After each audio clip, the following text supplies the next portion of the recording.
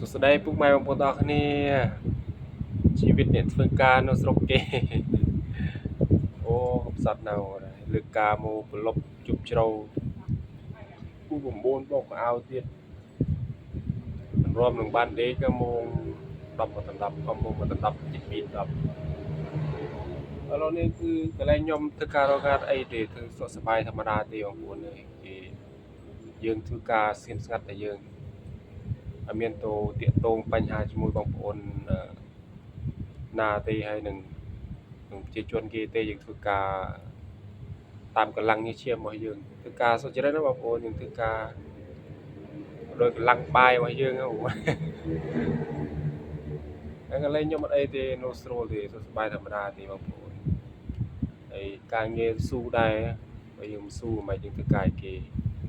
វាពលករស្រុកគេគឺញើសាច់ញើសឈាមលើគេហើយមានអីទៀតគឺថាឥឡូវនេះគឺខ្យល់កន្លែងខ្ញុំខ្យល់ខ្លាំងមែនទេសូមអធិស្ឋានខ្យល់ខ្លាំងមែនទេនេះនៅក្រោយកន្លែងខ្ញុំនៅនេះអានេះវាកន្លែងគេជប់ឡានជប់ម៉ូតូ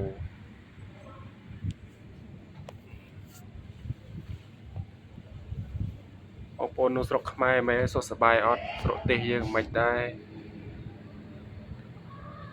សប្បាយអត់ឥឡូវនេះខាន់ចុះទូផ្ទះច្រើនឆ្នាំដែរខ្ញុំ2ឆ្នាំហើយបានចុះទូផ្ទះចូលឆ្នាំក៏បានទៅលេងឆ្នាំនេះក៏អត់ដឹងដែរព្រោះថាផ្លូវគេអត់ទាន់បើកទាន់អីពិបាកវាមានតែស៊ូត្រឹមសិនហើយត្រឹមសិនទៅបើយើងមានលុយមានកាក់ចុះផ្ទះវិញខាង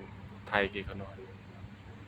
ហើយខ្ញុំនៅតែឯងដែរខ្មែរតែខ្ញុំតែឯងក៏នោះគេជំនឿចិត្តថៃគេនោះតែគេយើងនោះតែយើងទៅ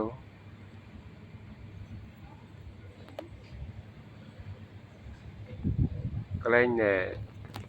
ងជាងកាត់សក់បងប្អូននេះជាងកាត់សក់ដូចនេះរកបាន